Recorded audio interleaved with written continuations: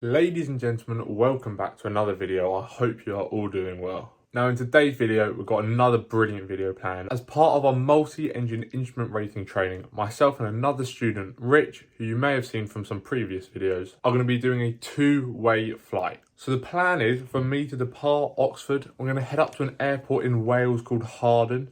And I'll do an approach there, and then after Harden, head up to Blackpool to land. Now, hopefully we should have a bit of time in Blackpool, but probably not a lot of time. And then Rich is going to do the exact same back. So he's going to take off from Blackpool, do the approach at Harden, and then return to Oxford. Going to be taking the airways up, so it should be really good fun. Well, I've never been this far north in my flying career, so it should be a good experience as well. So if you do enjoy the video, remember to like and subscribe. It really does help out the channel. But now let's get into the day. It is currently about 6 AM, so very early in the morning. The plan is for us to head into the academy soon, finish off some planning. I've done most of mine last night, drawing it all on my map and all my progs done. Got to finish off with the updated weather this morning though, doing the A-check on the aircraft and a few other things, submitting flight plans and stuff as well. But once that's all finished, it'll be time to go flying, and it should be a really good day out, so I can't wait to get going. So time to finish off getting ready now and go head in.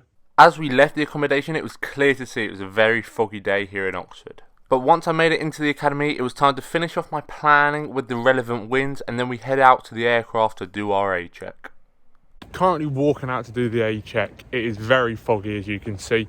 Hopefully the fog lifts just enough for us to go, but the weather at Blackpool's looking really nice. It's just here, that's got to clear up for our flight later on, but time to do an A-check to make sure the plane is all good to go. So currently in the aircraft, about to go. Fog isn't completely cleared, but it's good enough for us to go. So just waiting for everyone to get in, and off to Harden we go, and then we'll be off to Blackpool. So yeah, we'll see you there. Helicopter, helicopter. Now once we got the engine started, it was a surprisingly wet taxi to the runway with poor visibility, so it was very hard to see. The visibility was so poor that tower cleared us to line up and wait, but told us to report when we had because they couldn't actually see us from the tower, so didn't know when to clear us to take off. But we let them know when we were, and they cleared us to take off. We were pretty much the only aircraft taken off from Oxford. You get a lot of VFR flying there and a few private jets, but as there weren't many private jets, it was just basically us on the tower frequency. After a smooth departure from Oxford with pretty light winds on the day, it was time to head to Harden for the first approach, heading up into the airways to get our clearance. But first we departed Oxford from runway 19 as always, with some awesome views. Quite a hazy look, which was actually quite weird to look at, quite spooky if you ask me. But once we were out that Oxford area, you can just see how much the clouds just went. It was such a clear day, actually good enough for VFR flying once we were out the Oxford airport. However, when we were in there, that visibility was so poor. Had a runway visibility of about 800 metres, which is right on the limit for us. However, blue skies all around once we got out of there. Now, we had filed a flight plan which took us quite a convoluted route to Harden. Rather than just going direct, we sort of had to start heading east and then north and then west, as you guys saw on my map earlier in this video. However, the good thing about flying in the airways at about flight level 10 is about that space in the air where the airline is too low for them, so they're way higher. And for VFR flying, it's just way too high for them, so they're all lower. So you get this band where there's actually not too many aircraft, which meant very early on we managed to be cleared direct to Harden from super far out. They gave us a heading to fly, and whilst it wasn't completely direct, it took us almost straight there, which was very time saving for us. But as we approached Harden, I believe we decided to do the ILS there as they didn't have an RMP approach. Having a look at the plate here for the ILS that we did. Thanks to Rich as always for getting these amazing videos, but here we did a little time lapse of my ILS into Harden. Doing a radar vectored one, so basically for those who don't know, that's where ATC will give me a heading to fly, and then another heading, and then another heading, slowly clearing me down to lower altitudes as well. Until eventually I'm cleared onto the localizer, which is basically how I keep on the centre line. It's like how they've extended the runway really far out. And once I'm on that localizer, I follow it straight into the runway from really far out. And following the glide slope as well for my height. This is all shown on my PFD.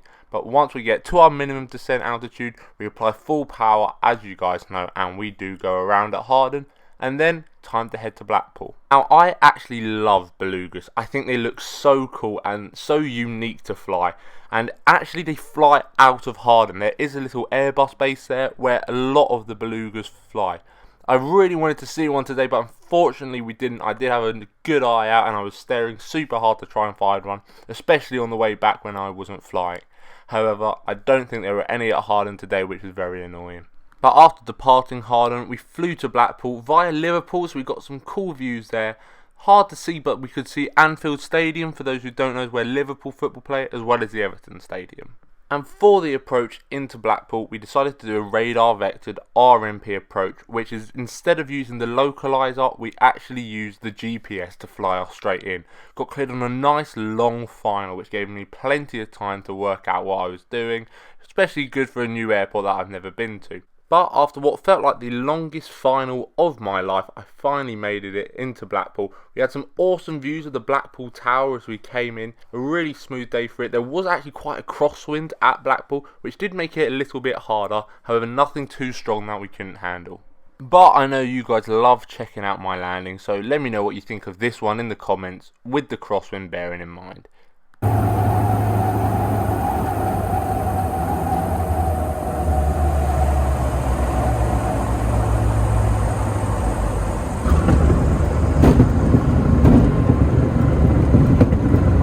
Now, one of the risks with going to a new airport is obviously not knowing where to taxi. So, my instructor luckily gets the plane out for me and we managed to finally work it out and park the plane up, and now it's time for some lunch in Blackpool. They had a nice little room for us where we could have some food, just a little meal deal from Co-op, but then it was time to head back after a short stay. No time to look around, unfortunately. Now, obviously I was in the back for the way back, however once we got the engine started, Rich taxied us to the runway and off we went, with some awesome views straight over the sea as we took off, and having Blackpool Tower on our right. If any of you have flown to or from Blackpool, or maybe have done any training at Blackpool, please let me know in the comments. It'd be nice to know what you guys think of the airport. We thought it was really cool, really nice place to go, had some awesome views as we flew out. Pretty complicated with with Liverpool's airspace just below it, as well as Manchester pretty close. But overall, a really nice airport to fly to. As we take off here, you can see Blackpool Tower in the distance. We're about to head straight over the sea, and then we're going to start that left turn, passing by Liverpool, and I believe I get a nice awesome view of the football stadium, so make sure you get a good eye out for that. But it really was only a short flight to Harden where Rich did his approach, and then it was time for him to take us back to Oxford, where the flight was absolutely so smooth, nice and easy. Quick clip of me chilling in the back, and then as we can see flying over Liverpool with the stadium straight in the middle of your screen if you can look closely. Now, I've only ever been to Liverpool once myself, and that was when I was really young, so I don't remember it, but nice to see these awesome views of it here. But after our short flight from Blackpool, we nearly made it into Harden, and as we did, we also got to see some little aviation friends of ours. However, their planes were slightly bigger, some EasyJet planes, some British Airways planes up near there as well. But after giving them a wave and getting no response back, unbelievable I know, right, it was time for Rich to do his ILS into Harden. Again, keeping an eye out for any planes, especially those belugas, but nothing we could see here. Now, Rich actually did his ILS on the opposite runway to me. They actually flipped by the time we were in Blackpool, but all the same, the routine is the exact same, and once we went around, it was time to head back. Again, getting above the clouds, really in that smooth air, and also got to see a pilot's halo, which is this sort of like a rainbow, but just above the clouds. You can get that really cool image. It's very cool to see. A big long climb out here, really getting up high. Believed we got cleared to 11,000 feet on the way back, possibly 10,000 feet, can't quite remember, but all the same, the views were so cool, really nice. We could see super far. I always really enjoy backseating because not only do you learn a lot from the other person who is flying, but it's just so relaxing. Being up in the sky, it is honestly just such a good feeling. The views are also amazing, and as you're not working, you don't have to stress too much about flying the plane, and you can just really enjoy the flight. But after catching some rays above the clouds, it was time to make our descent into Oxford.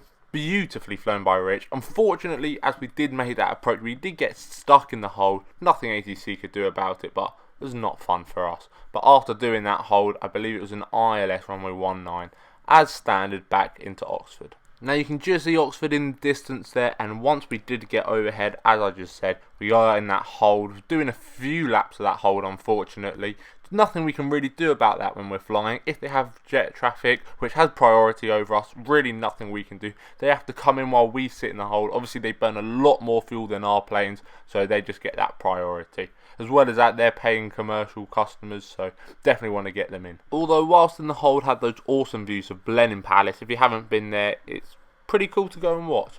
Now, by the looks of it, I was actually wrong. We're not doing the ILS. We're actually going to do the NDB approach into runway 01. But after the lapse of the hold, we flew our outbound leg and then reached through a beautiful NDB approach back into Oxford. After which he performed a go around, following by an asymmetric circuit to land. Asymmetric meaning we simulate one engine has failed as practice just in case it ever does. I'll let you watch his landing and let me know whose was better, mine at Blackpool or Richard's at Oxford. Let me know in the comments.